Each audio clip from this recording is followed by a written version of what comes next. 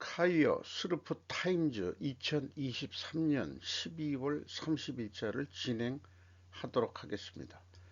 내용이 좋았다고 생각하시면 구독, 좋아요 부탁드리고 필요하시면 배속 보시기를 바랍니다.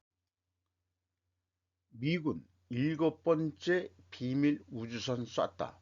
우주까지 미준 전쟁 판 커지나.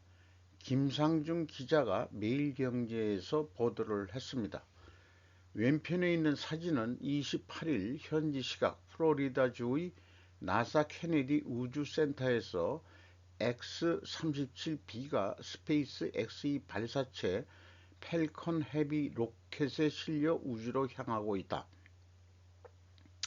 로이터 연합의 그 사진을 가져왔고요. 내용보다도 사진 두 개만 좀 편집을 했습니다. 미군이 운영하고 있는 비밀 우주선 X-37B의 모습. 2011년 퇴역한 나사의 우주 왕복선을 닮았지만 실제 크기는 4분의 1 수준이다. 우주 왕복선보다는 좀 비슷하게 만들었지만 작은데 전장은 9m, 날개는 4.5m다. 이렇게 이제 소개를 하고 있는데 이게 뭔가 비밀 우주선이라는 거예요. 그래서 소제목을 보면은 탑재제, 탑재체 등 극비인 미군 X-37B 괴물 로켓 팔컨 헤비에 실려 발사. 이 괴물 높이 로켓이라는 게 쏴가지고 그 기체는 다시 돌아오는 그거로 제가 이해를 하고 있습니다. 달 근처 고도서 궤도 비행 가능성. 중국도 14일 비밀 우주선 발사. 미중 우주 패권 경쟁 가속화. 이런 소제목이고요. 우주선은 태양광을 동력으로 활용하는 원격 조종 무인 비행체다. 전장은 9m, 날개 4.5m로 소형 버스만한 크기다. 일론 머스크가 이끄는 스페이스 X가 비밀 우주선 프로젝트의 발사체를 제공하기 시작한 것은 여섯 번째 비행이 있었던 2020년도부터 그 발사체를 제공하고 있다고 그러네요. 펠컨 헤비는 고도 35,000km 이상까지 우주선을 나를 수 있다라고 소개를 하고 있습니다. 중국은 지난 14일 비밀 우주선을 또 발사했다. 중국 관영 신화사 통신은 당시 재사용할 수 있는 실험 우주선이 네이먼구 고비사막 주치안 발사센터에서 창정 EF 로켓에 실려 발사됐다고 보도했다. 중국도 재사용 이런 쪽으로 어떻게 기술을 개발했는지 모르지만 대부분 중국이 이런 거 하면은 기술을 훔쳐갔나 이런 또 고정관념이 생기게 된 건 왠지 모르겠어요. 미국은 당초 이달 10일 비밀 우주선을 발사할 예정이었다. 하지만 악천후와 알려지지 않는 기술적 문제 때문에 세 차례나 발사 연기가 됐다가 2주 넘게 지연됐다가 지금 발사했다 이런 얘기를 하고 있네요. 우주 전쟁으로 확대되고 있다. 미중 전쟁은 하늘에서 어떻게 바라보고 있는지 참 우리도 우주권 창설을 한다고 했다가 이제 야당의 반대로 뭐 좌절이 된 거로 알고 있습니다. 한국 플랫폼 규제 중국에 선물될 것. 트럼프 일기 안보 참모의 경고. 워싱턴 권경성 특파원이 한국일보에서 보도를 했는데요. 로버트 오브라이언 전 백악관 국가안보보좌관은 28일 한국이 제안하는 기술 규제는 중국의 선물이 될 것이라는 제목의 미국 정치 전문 매체 더 힐, 가끔 저도 인용을 하고 있습니다만은 한국의 새 플랫폼 규제가 미국과 한국 기업들을 수년간 퇴보시키며 중국 공산당이 통제하는 기업들이 미래 디지털 플랫폼 개발에서 유리해질 것이라고 주장했다.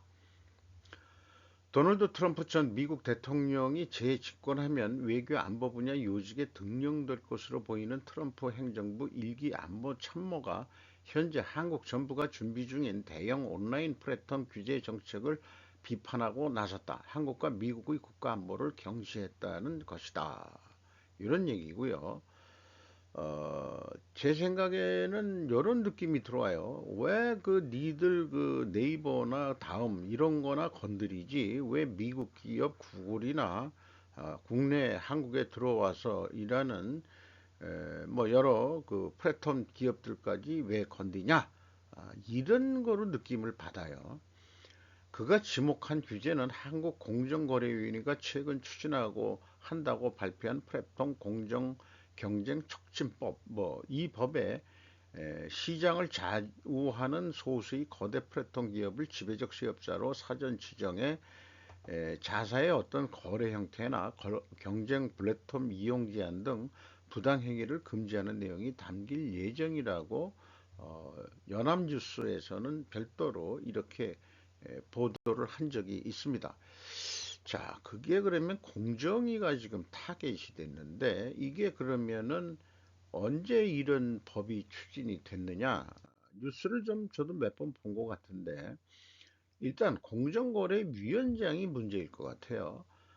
박근혜 정부 때보다도 문재인 정부 때 제일 먼저 이 김상조라는 사람이 요거 문제하죠. 그 중국 대사를 또 갔었고 완전 친중 교수 출신으로 알고 있습니다. 그리고 조성욱이라는 사람인데 조성욱이가 이제 여자네요.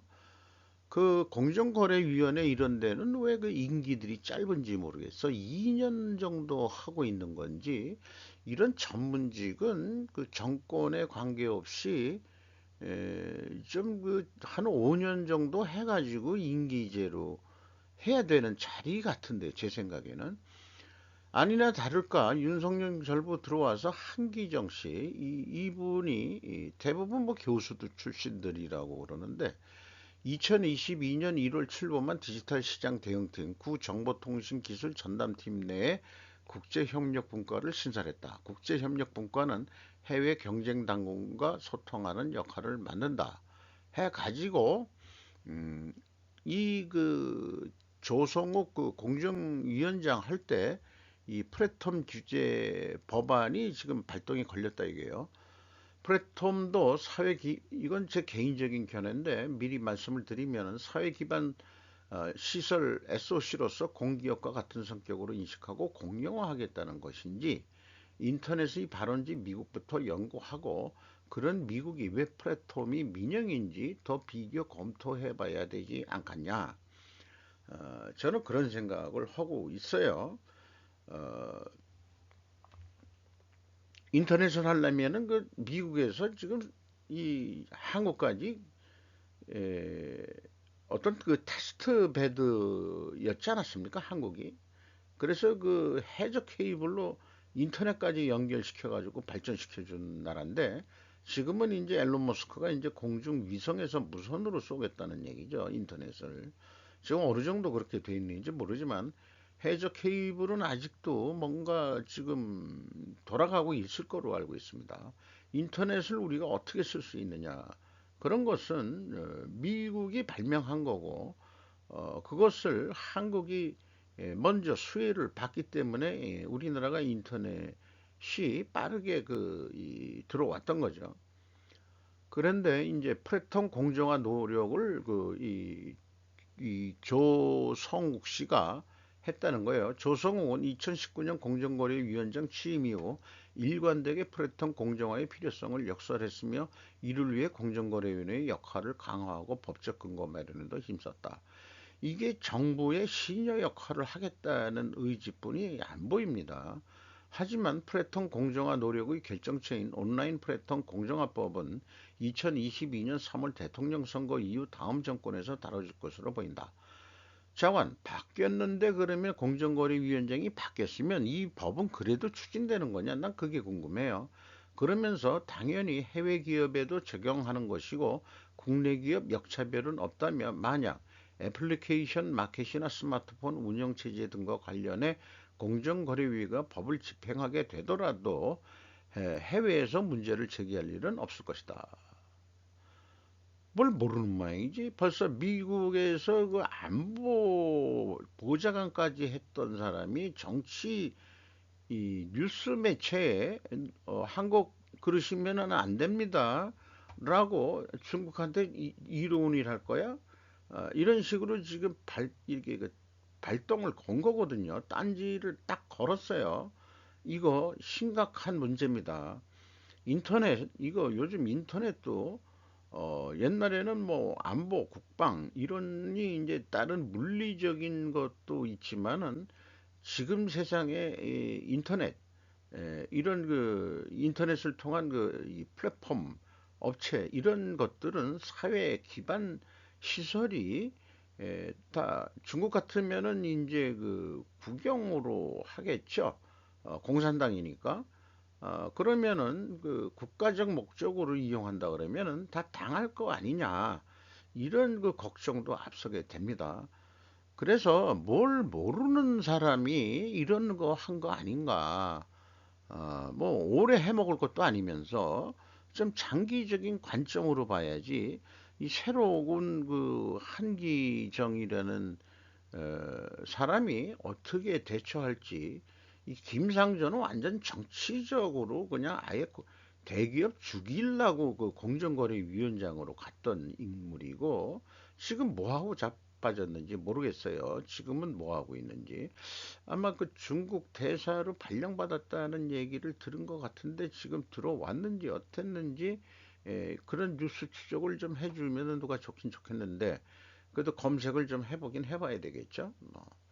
그게 뭐 중요한 게 아니니까 김상조라는 인간이 중요한 건 아니니까 어쨌든 이 대기업 죽이기를 문재인 정부 때 한 것은 맞다. 이렇게 보입니다. 요즘 뭐 다음 뭐 이런 데도 아주 그냥 골치 아프죠. 2024 경제 전망 중국발 위험이 경제 리스크 1순위 신성장 동력 발급 시급하다.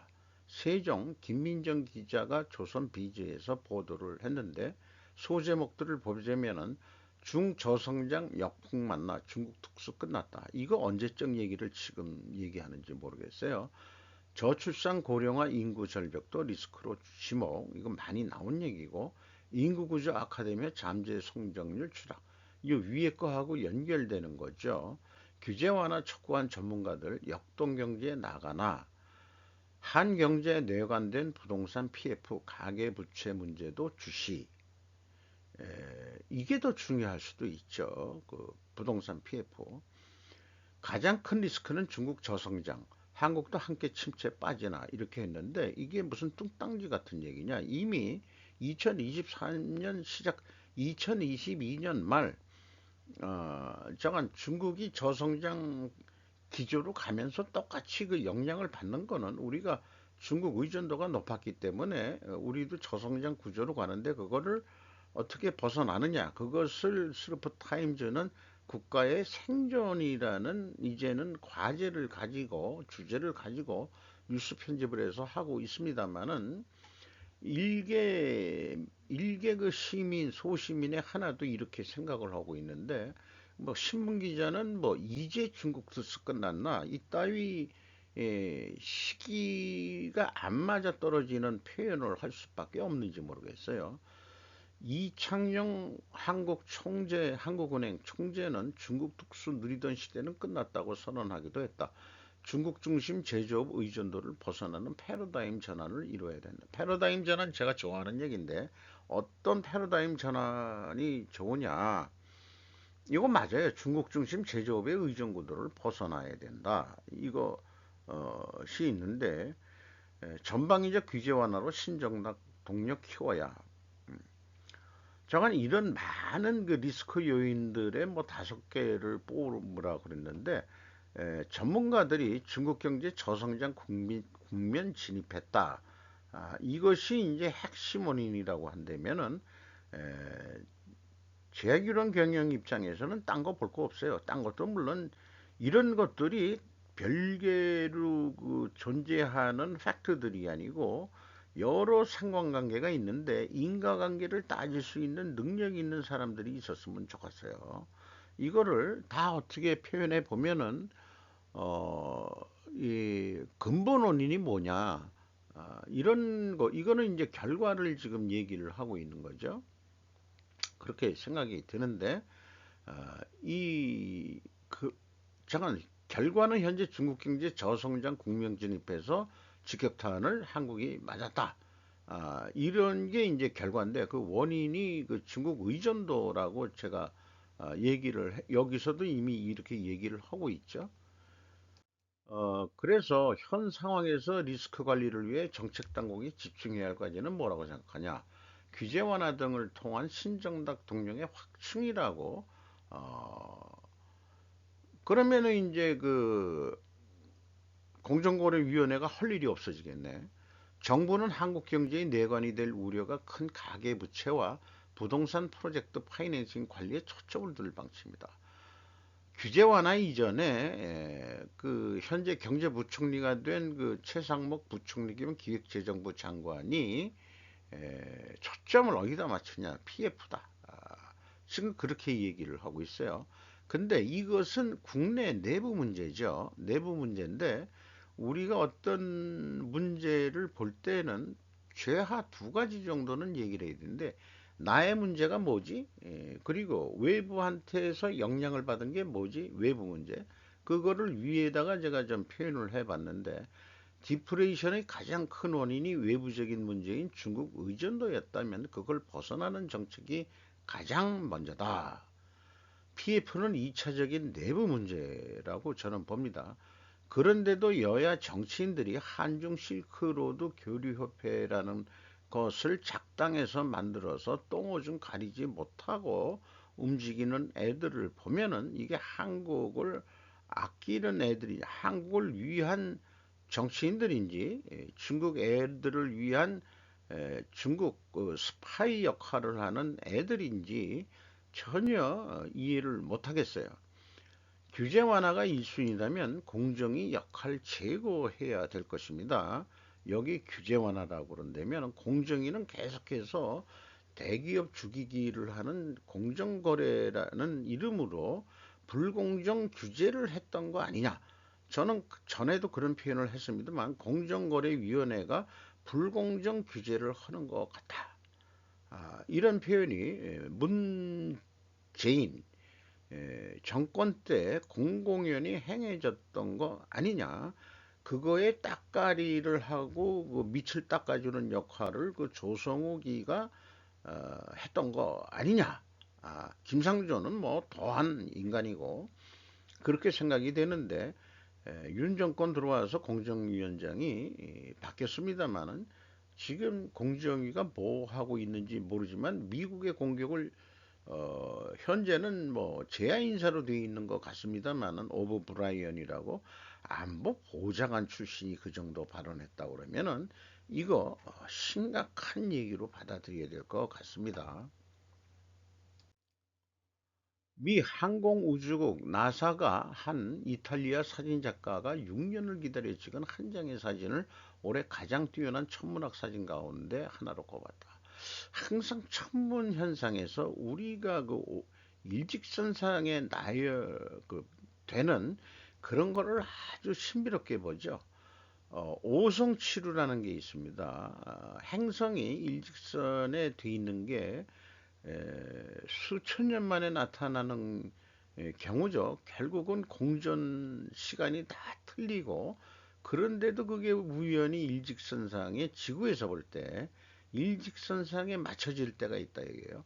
오성치루라는 게 이 국내 천문 기록에 나와 있는 것도 있다는 얘기를 들은 것 같은데 이것이 그 한단곡이라고 오래전부터 그 공식 그 역사책으로 이제 역사학자들이 고대사 연구사 하는 사람들이 공식적으로 인정하지 않은 제야 사학자들이 그 옛날 고래로부터 내려오던 그런 그 책인데 거기에 그 오성치루라는 게 나오고 있습니다. 우리나라가 천문에 대해서 옛날부터 관측을 했다. 뭐 이런 게 있는데 이거 현대적인 사진 기술로 어, 이거 한번 그래도 읽어볼게요. 이탈리아 사진작가 바렐리오 미타노가 2023년 12월 15일 18시 52분 이탈리아 피에 몬테에서 찍은 것으로 수페르가 대성당과 몸비소산 초승달이 일렬로 정렬해 있는 모습이 담겨 있다. 페이스북에서 가져왔다는데 바레리오 미나토는 지난 15일 오후 6시 52분쯤 이탈리아 피에몬테에서 이 사진을 찍는데 성공했다. 이 사진에는 달이 초승달 모양으로 촬영되었지만 노출 시간이 다빈치 글로우라고 불리는 이중 반사 지구광이 다리 꼭대기 전체를 비출 수 있을 만큼 충분히 길었다고 설명을 하고 있습니다. 초승달이 사실은 여러 개 되어 있는 거거든요. 그런데 이제 지구가 반사돼 가지고 흐리게, 그러니까 보름달은 아니란 얘기예요. 이게 초승달과 그 다음에 이게 무슨 산, 그 다음에 이 성당이 일직선상에 오는 그런 아주 그 신기한 그 현상을 가져와 봤습니다. 목로 동심 파괴라고 네이버 TV에서 부부 방송을 하는데 최근 발생한 이상한 죽음들이라는 제목만 얘기를 했는데 그 방송 내용을 보면 후편에서는 거대한 실험이라고 부를 수 있는 그런 내용들이 정치적인 거를 좀 다뤘습니다. 자, 이성균 씨 것도 저는 뭐 다루고 싶진 않았습니다. 왜 죽었니?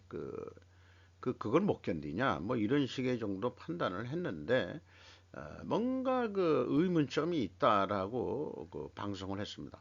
위약금 커서 미안해. 마약 혐의 이성균 사망 직전 남긴 유서 추적 메모에 충격. 수면제로 알고 마약인 줄 몰랐다. 마약 혐의와 관련된 증거는 유흥업소 실장의 진술뿐. 이성균 자살의 미신적인 부분이라고 해서 1번 내사 단계에서 정보 유출이 됐다. 왜 코로 수면제를 흡입하는가? 영화 출연 계약 광고 위약금 약 100억 원.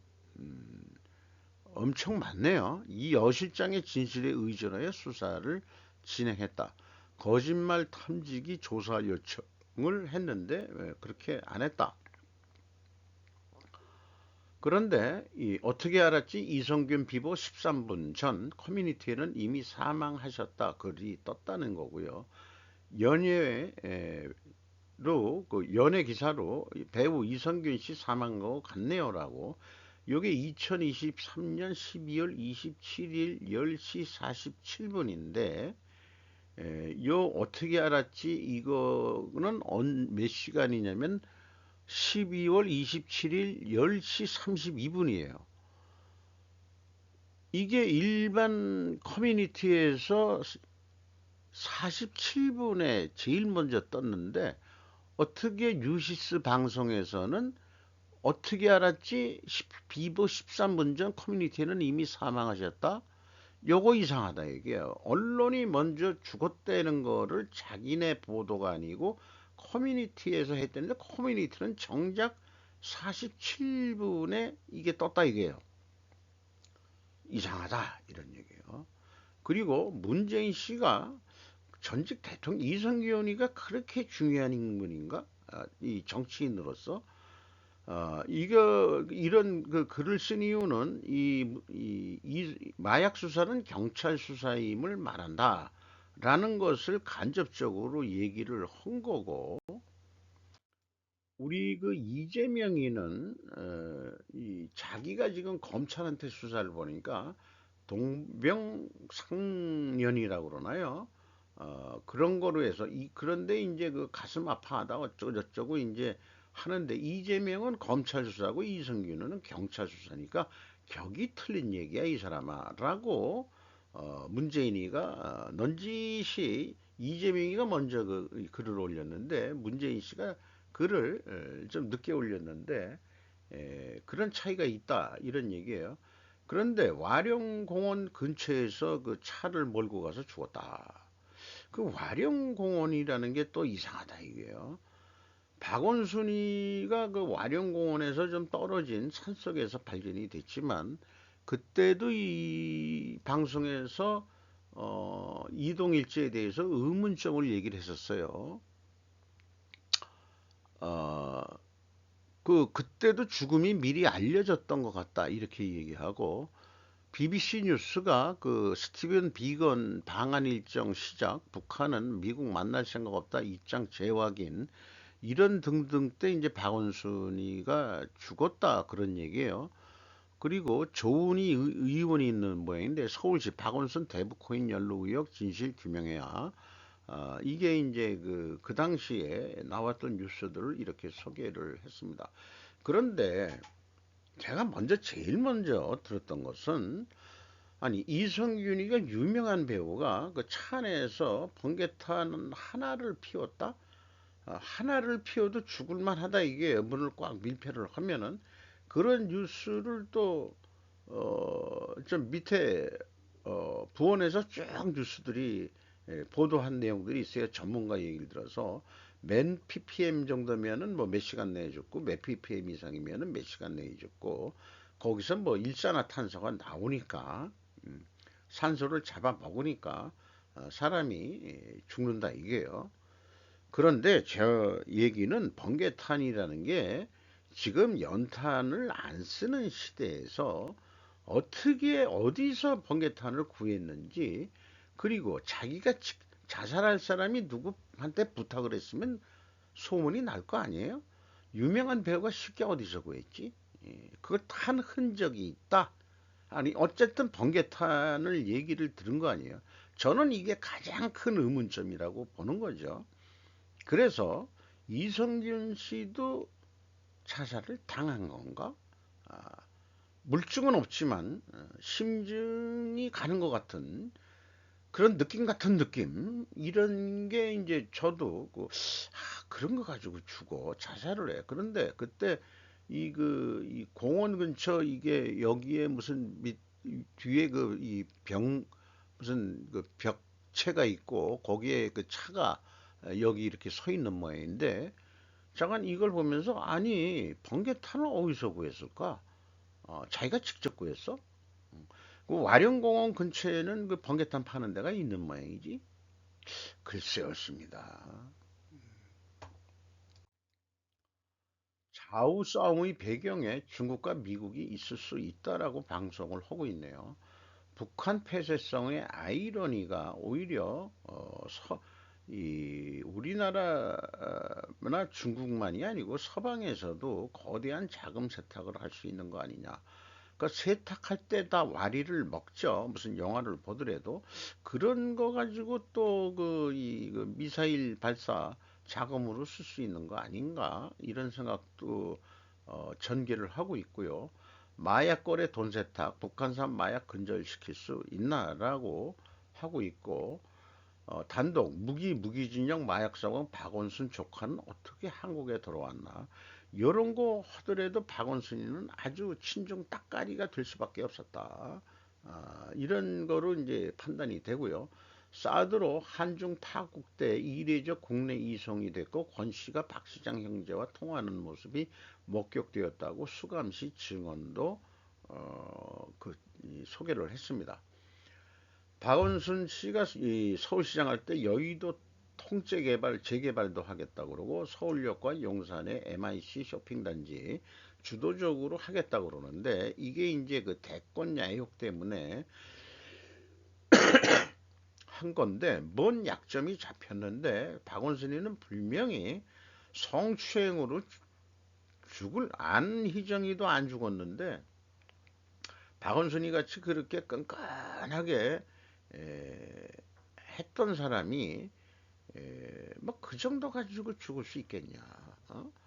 그런 강성파들이, 그것도 좀 마음에 안 돼요. 유튜버 김영호 부산 호텔에서 숨진 채 발견, 극단 선택 추정이라는 거지. 이런 여러 가지 의문스러운 죽음들이 많더라. 그래서 요 정도까지 하고 이제 한중 실크로드 교류협회라는 걸 소개를 하고 있는데, 통합당이 사전투표 조작론에 이준석 비상식 안 돼라고 공격을 했다는 거죠. 그런데 이준석이를 추적을 하다 보면은 이 후보 부친은 유승민과 고교 대학 동창이고, 이 후보 부친은 이수월 씨는 굿모닝 신한증권 강남지점장과 국제영업부장을 거친 금융인인데, 2010년에는 과거 삼보 산업의 자회사인 하이드로 젠파워의 법정 관리인도 맡았다. 이후 2019년까지 산업처리 자동 측정 전문의 입시인 넥스트아이의 감사위원으로 재직한 경력이 있다. 넥스트아이라고 최근 이름이 좀 뜨고 있는 데가 있어요. 이준석 아버지 네티즌들이 의혹 제기한 어, 인물 중국 기업감사 이소울과 이름이 동일하다. 이준석 4.15 총선 중국과 관련된 부정선거 끝까지 부정한 이유가 혹시라고 하고 노무현 장학금 받았던 이준석 아버지가 중국 기업 감사 이런 식으로 해가지고 했는데 넥스트 아이라는 우리나라 국내 기업의 중국 유미도 그룹을 통해서 K뷰티 중국 시장 진출 예정이라고 그러는데 이것을 좀 비판적으로 보더라고요. 이 넥스트아이가 한국의 그 K뷰티에 아주 좋은 기술을 빼가지고 중국 시장 한국은 더 이상 못 팔아먹게 하고 얘네들 유미도 그룹이 그러니까 화장품 기술마저 탈취해서 중국에 가져가겠다는 게 넥스트 아이인데 이 넥스트 아이에 들어가 있는 인물의 면면이가 이상스럽다. 거기에 이제 전에도 소개를 이쪽 그 방송에서 했는데 안 무슨 화라고 지금 숙명여대 교수하는 여자가 그 중국 조선족 출신이고 근데 아무래도 그 여자도 그 중국 그 간첩 성격의 일들을 하고 있는 거 아니냐라는 거기까지 확대해서 얘기할 수 있는 거 아닌가 이렇게 얘기하고 있습니다. 어, 그래서 한중 실크로드 교류협회가 1회 1대1로 그 한중 기업인 고위급 포럼 개최를 했는데 기업인인데 왜 정치인 애새끼들이 그렇게 많이 들어갔냐 이거예요. 이것이 이제 2018년에 열렸는데 저 뭐 그동안에 무슨 코로나 뭐 이런 등등으로 잘 안 열렸다가 이선호 한중 실크로드 국제교류협회장 한중 간 차이 인정하고 갈등 요소 관리하자 협력 출발점 돼야라고 2022년에 이제 그 윤 정권이 들어서면서 차이를 서로 인정하고 존중하고 갈등 요소를 관리하자. 근데 중국 애들이 그렇게 얘기하는 거는 자기 뜻대로 되면 그렇게 된다는 거예요. 아무리 읽어봐도 중국 애들이 하는 어법은 서로 존중하고 그다음에 갈등 관리를 하고 해법을 풀자 하는데 자기 핵심 이익을 다치면은 그건 안 된다. 그러면 양보는 안 하겠다 하는 게 얘네들이 차이를 인정하라는 겁니다. 그러니까 우리는 떼국이고 그 한국은 그 2조 때부터 500년을 소중국으로 니들은 우리 중국 따까리 아니었냐? 라는 사고 방식을 중국 애새끼들은 아직도 그런 고정관념을 가지고 있는데 겉으로는 한중교류라고 해가지고 그래서 2023년에 한중 실크로드 교류협회 참석자들이 있는데 반기문이 여기 또 왜 들어가냐 이게 싱하이밍 얘도 간첩이야 내가 봐서는 간첩 역할을 김병준 이름은 좀 그게 정경련이 없어지기 전에 직무대행을 좀 했었죠. 박병석 민주당 출신 김동연 얘 좀 좋게 봤었는데 얘 왜 이렇게 말하자면은 그 뭐라 그러나요? 타락했는지 모르겠어. 예. 김태훈, 윤채욱, 박강원 뭐 쭉 그 뭐 제 아는 최근에 그 여당 뭐 임시 대행을 했었죠. 원내대표고 김학용 그다음 김두관이는 여기도 또 배현진 들어가 있고 장영 이름을 좀 안 써가지고 안 보여서 좀 죄송합니다만은 쭉 보면은 그래도 그 여기 얘도 그 성북구청장 했던 애인데 성북구청장 했던 애인데 고려대 그 정치 외교관과 나온 친구예요. 우연히 한번 만난 적이 있어요. 아, 우리가 어디서 많이 봤는데요. 아, 그 봤는데 그래서 아니 혹시 그 고대 그랬네. 아니야 아니야 아니야. 난 당신 어디서 나 알아 하고서 거기서 끝냈는데 거기서 우리가 만났지. 한창 꼬붕이었는데 조직에 있을 때 잠시 들어왔댔어요 조직에. 이런 놈이 이런 놈도 거기에 또 껴 있고 그러네요.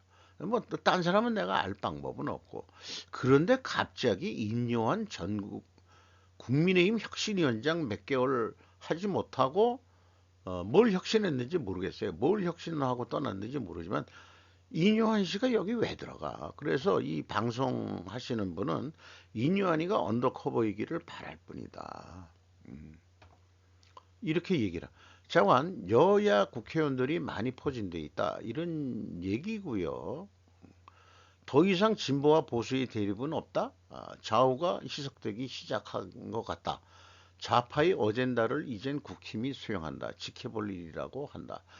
당분간은 이 판이 어떻게 될지 이제 4개월뿐이 안 남았는데 어떻게 될지 비대위 위원들이 8명인데 민경우라는 사람은 탈퇴했다는 방송 중에 그런 얘기가 나왔는데 김경률이라는 사람 어디서 얼굴을 많이 좀 본 것 같긴 해요.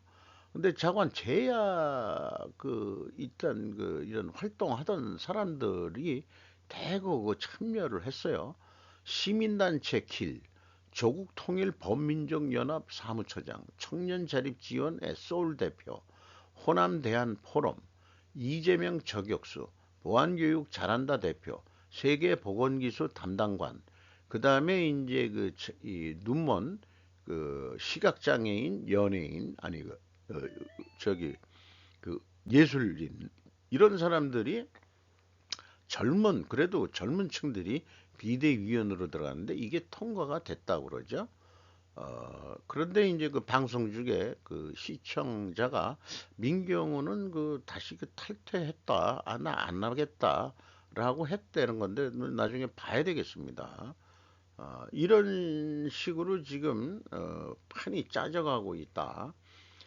며칠 전에 제가 뭐 그렇게 기대를 안 하고 그다음에 그 서해안 시대 그 부산하고 서울 축으로 선을 긋고 그다음에 이제 그 완도서부터 시작해서 그 새만금을 해서 서울까지 관통하는 선을 거가지고 선을 쭉 나중에 읽으면 원산까지 올라가요. 그다음에 부산에서 근거는 이제 평양까지 선이 올라가는데 X자가 교체되는 데가 서울이거든요.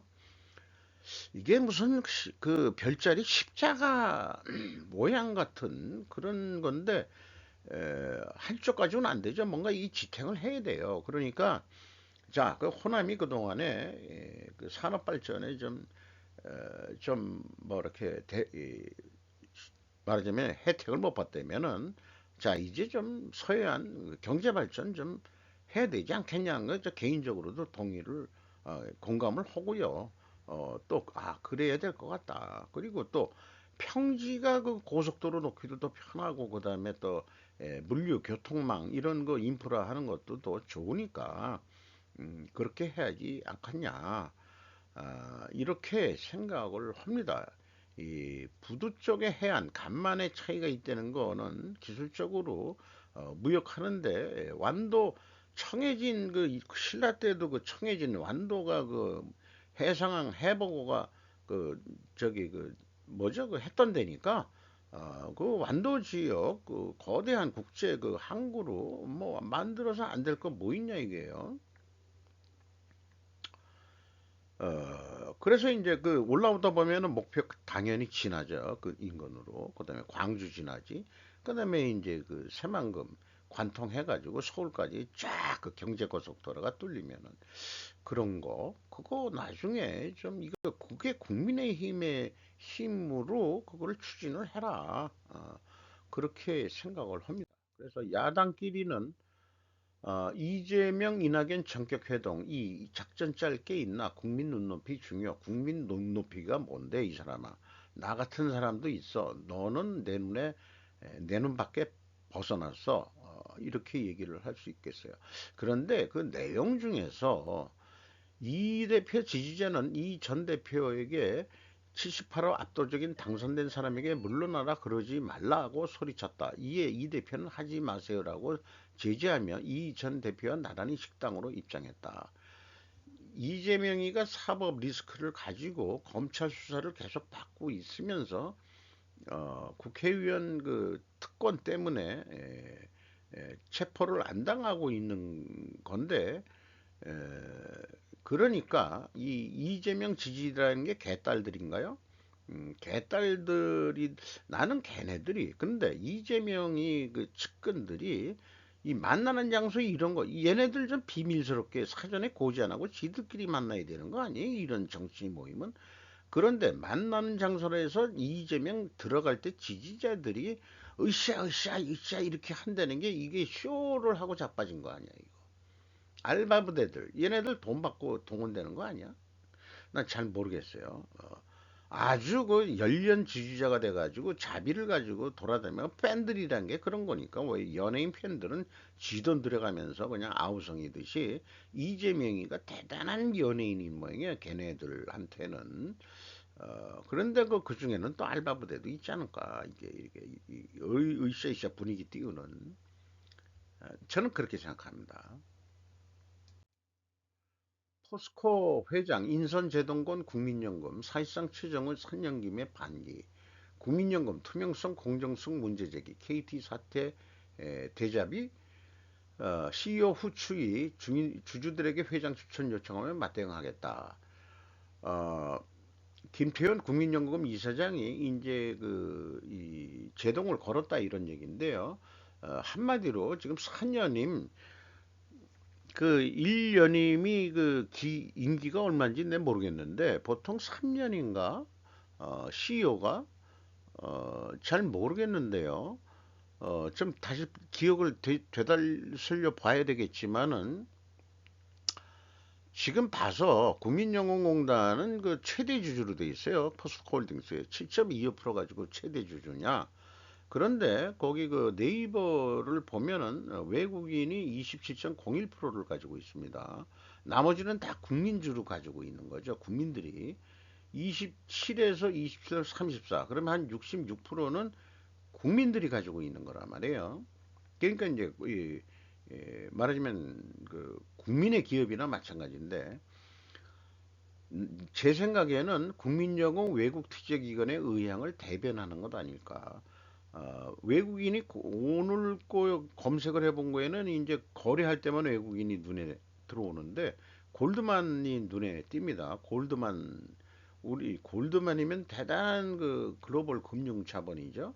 뭐 JP 모건 스탠리 그다음에 뭐 쭉 많이 나와요. 근데 일단 오늘은 골드만이 잠깐 외국인들이 27.01%인데 얘네들이 뭐 직접 압력을 행사 안 하죠. 협조 공문해서 메일 같은 거 국민연금공단에 띡 하나 보내고 뭐 이렇게 돼서 아이고 우리가 뭐 우리는 뭐 저기 배당이나 받으려고 투자한 거지 뭐 그렇게까지 직접 나서고 싶지는 않아요. 그러니까 그래도 제 생각에는 최정우 씨가 연임안 되는 것은 그거 지금 포스코가 지금 제대로 안 들어가고 왜 홀딩스를 만들어 가지고 좀 뭐 분석하기도 어렵게 만들고 그랬나 몰라. 이래 가면서 뭔가 이렇게 국민연금 등을 밀지 않았냐고 제가 소설을 써 봅니다.